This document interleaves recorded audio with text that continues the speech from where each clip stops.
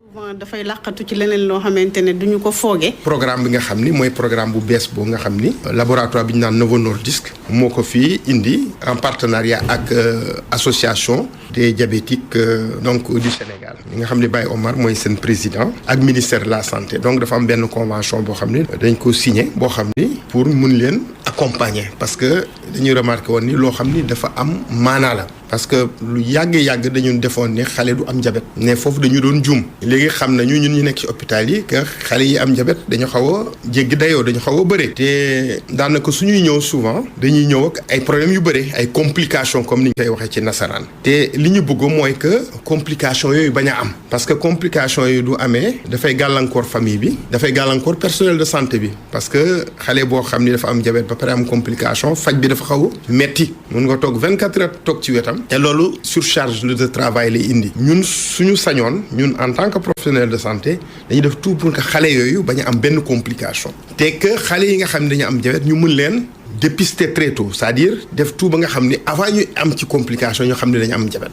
et comme ni ma ko doon waxee léegi ci nasaraan ñu jéem a sukkandiku ci ay yenn signes par exemple xale bu nga xam ni dafay ñeer di niis di tuuti te kenn xamul lu tax il faut ñu jéem a seet ndax amul diabète wala mu am leneen mais diabète il faut ñu koy bàyyi xel wala xale boo xam ne du màgg wala xale boo xam ne tout le temps dafa am ay infection par exemple muy am ay feebaru saqat wala muy ay feebaru saw infection urinaire wala xale boo xam ne dafay sawlal guddi gi xale yi diabétique yu bëri souvent dañ leen di dóor naan dañuy sawlal amuñu éducation bu baax alors que du seen coobare diabète la ñu am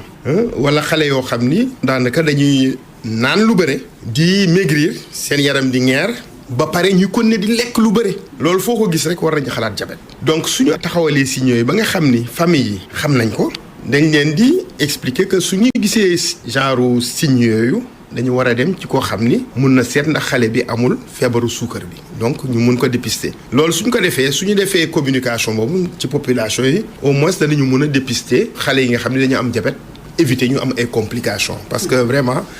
loolu gënaluñu ñun ñi nga xam ne ay professionnels de santé la. de telle sorte que ñun mooy ñu tax a jóg te defe naa danañ ci gën a jublu ak seen ndimbal parce que presse bi communication lu important la. et communication bi dafa war a dem ba ci population yi ko soxla. ya ci gox-goxaan yi. il faut que comme ni ñu koy wax ñu atteindre chaque individu dans les coins les plus reculés. donc c'est important te kooku communication ak yéen lañ ko war a defal. nañ ko def ak yéen te defe naa loolu danañ ci jóg te defe naa ci plan stratégique bu projet bi danañu gën a liggéey ak yéen pour nga xam population yi mucc ci affaire yu diabète parce que ñoom ñoo ñu tax a jóg. pour yombal ko njaboot yi yombal ko personnel médical bi am ngeen ay stratégies yu ngeen fas yéene déroulé ci loolu yëpp bëggoon nañu xam aussi état de santé xaleel yi nga xamante ni ñi ngi ak feebaru suukar si fan la toll fii ci Sénégal. waaw xale yi nga xam ne dañ am feebaru suukar liñ ci gën a ràññee mooy déjà suñ ko xoolee bu baax dañuy gën a bëri tous les jours parce que defe naa peut-être dañuy gën a xam feebar bi. beneen bi mooy xale yooyu bu ñuy ñëw ci hôpital bi toujours dañuy ñëw ak ay complications comme ni nga ko waxee loolu gën a lu ñu xale yi nga xam ne dañ leen di gisal diabète yëpp bu ñuy ñëw toujours dañuy nekk dans le coma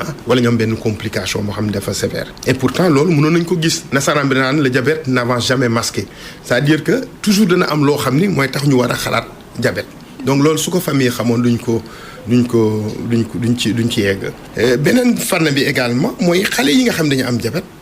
de façon globale mooy xale yi nga xam ni dañuy habitué wu ci hôpital nga xam ni chaque année dañ leen di gis 2-3 fois mujj gi sax dañuy mel ne suñuy doom tout le temps dañuy nekk ak ñoom dañu am complicité parce que dañuy ñëw 2-3-4 fois te loolu mënoon na bañ a am parce que xale bu am diabète ñu xam ni am na diabète diagnostic ko diabète su ñëwee 2-3 fois rek c'est parce que am na loo xam ni soit ñun defuñu ko wala famille yi defuñu ko ñun defuñu ko parce que ñun ñoo war a garantir éducation bu baax te éducation bi dafa laal xale bi ba pare laal famille am beneen bi mooy mun na bañ a nekk coobereem parce que aussi li mu war a soxla pour faju mënu ko am tout le temps mooy insuline xam nga insuline mooy loolu ñuy piqûre xale bi ñàkku boobu boo xam ne daf ko war a def ba àddunoom toute sa vie ngiroon dund te parfois xam na ni insuline boobu pour am kat parfois dafay jafe parce que souvent famille yi parfois du ñu am moyen donc moo tax projet bi aussi côté boobu vraiment lu ñu sant lañ parce que projet bi dafa prévoir ñuy jox xale yi insuline gratuitement ñi nga xam ne dañ leen dugal ci projet bi dañuy am insuline gratuitement parce que pour vraiment ñu mën a suivre seen traitement il faut que ñu am disponibilité insuline boobu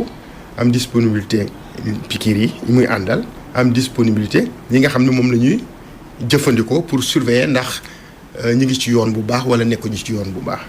te defe naa dimension yooyu yëpp projet bi mi ngi koy jël en charge et danañu def suñu kéemtulaay kàttan pour que yëf yi jaar yoon parce que comme ni ma ko waxoon léegi population moo ñu tax a jóg te ku nekk mun nga am doom bu am diabète ku nekk mun nga am kenn ku am diabète ci sa famille. Merci beaucoup professeur. Merci beaucoup.